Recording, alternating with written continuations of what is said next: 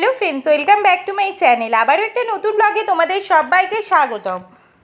কিছুদিন আগে মার্কেটে গেছিলাম আর কিনে এনেছিলাম একটা ছোট্ট কাস্টার্ড পাউডারের প্যাকেট। তো তারই আজকে সদ্গতি করার জন্য লেগে পড়েছিলাম।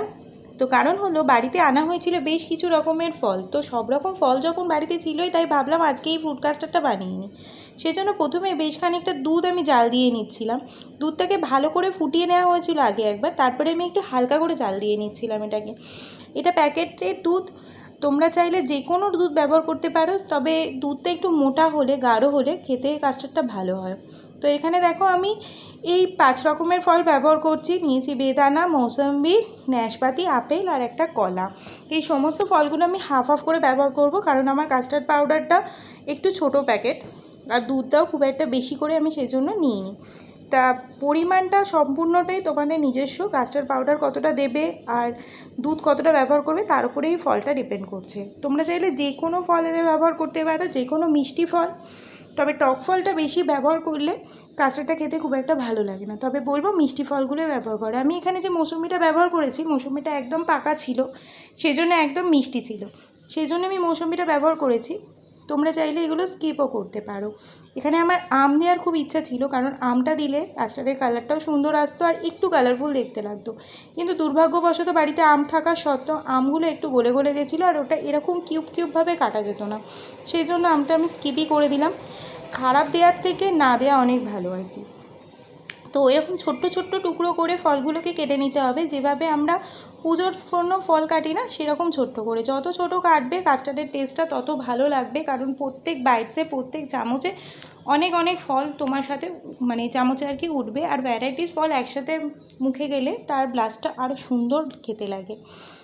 তো এই দেখো আমার মোটামুটি সব ফলই কাটা হয়ে গেছে, আমি সবটাই হাফ হাফ করে নিয়েছি, বেশি নিইনি। আর এই যে আমার কাস্টার্ড পাউডারটা একদমই ছোটো পাউচ এনেছিলাম, কারণ বহুদিন আমি আর কি কাস্টার্ড বানাইনি। আমি এর আগেও যতবার বানিয়েছি মানে আর কি খুব বেশি বার নয়, সেই জন্য এক্সপেরিমেন্টাল ডিশ যেহেতু এই জন্য একটু ছোটো পাউডার দিয়ে এক্সপেরিমেন্ট করেছিলাম। তো একটা ছোট বাটিতে এদিকে আমি পাউডারটা পুরোটা ঢেলে নিলাম। আর যে দুধটা জাল দিয়েছি সেই দুধটা যেহেতু একটু গরম, একটু আগে থেকে জাল দেওয়া যে দুধটা এটা ঠান্ডা হয়ে গেছে, সেই দুধ একটুখানি পরিমাণ এর মধ্যে মিশিয়ে নিচ্ছি। আচ্ছা, আগেই বলে রাখি যে তোমরা চাইলে এখানে গুঁড়ো দুধও ব্যবহার করতে পারো, গুঁড়ো দুধ ভালো করে জলে গুলে ফুটিয়ে নিতে পারো। আর এখানে আমি কাস্টার্ড পাউডারটা গুলে নিলাম। কাস্টার্ড পাউডারটা এমনভাবে গুলতে হবে যাতে এর মধ্যে কোনো রকম লাম্পস না থাকে আর কোনো রকম গুটলি বা শক্ত অংশ না থাকে। তবে আমার একটা ভুল হয়েছিল, পাউডারটা আমি এখানে অনেকক্ষণ পরিমাণে ফাটিয়ে নেওয়ার জন্য একদম এটা আর কি গাঢ় হয়ে টাইট হয়ে গেছিলো। তোমরা একটুখানি কমই ফাটাবে, দিয়ে তারপর সেটা দুধের সাথে মিশিয়ে দিতে হবে।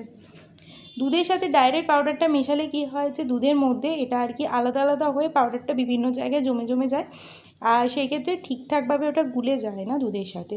তো আস্তে আস্তে এই কাস্টার্ড পাউডারটা দুধের মধ্যে মেল্ট হয়ে গেছিলো। আর এই সময় গ্যাসটা আমি একদম সিমে রেখেছিলাম, গ্যাসটাকে একদমই এই পাউডারটা দেওয়ার পরে বাড়ানো যাবে না। তো দেখো আমার এখানে কাস্টার্ড পাউডার দিয়ে দুধটা রেডি করা হয়ে গেছে। ফলগুলোকে একটুখানি মিক্সড আপ করে নিচ্ছিলাম, যাতে করে সব জায়গায় আর কি বিভিন্ন ধরনের ফল আলাদা আলাদাভাবে চলে যায়। তোমরা চাইলে দুধের মধ্যেও ফলটা মেশাতে পারো, আবার আমি এখানে যেমন ফলটা নিচে ছিল ওপর থেকে দুধের মিক্সচারটা দিয়ে দিলাম। আর তারপরে বেশ কিছুটা পরিমাণ কাজু বাদাম আর কিশমিশ দিয়েছি, এটা সম্পূর্ণ অপশনাল। আমার কাজু বাদাম কিশমিশ সবেতে দিয়ে খেতে ভালো লাগে বলে আমি এটা দিয়েছিলাম, আর কাস্টার্ডে কাজু বাদাম কিশমিশ দেওয়াই যেতে পারে, কারণ এটা যেহেতু ফ্রুট কাস্টার্ড এটাও তো ড্রাই ফ্রুটস। তোমরা চাইলে এখানে খেজুরও ছোটো ছোটো করে কেটে দিতে পারো। তো দেখো কেমন সুন্দর দেখতে হয়েছে। এটা আমি ডিপ ফ্রিজে রেখে বেশ কিছুক্ষণ প্রায় 2-3 ঘন্টা ফ্রিজ করে নিয়েছিলাম। চলো টাটা, আবার একটা নতুন ব্লগে দেখা হবে।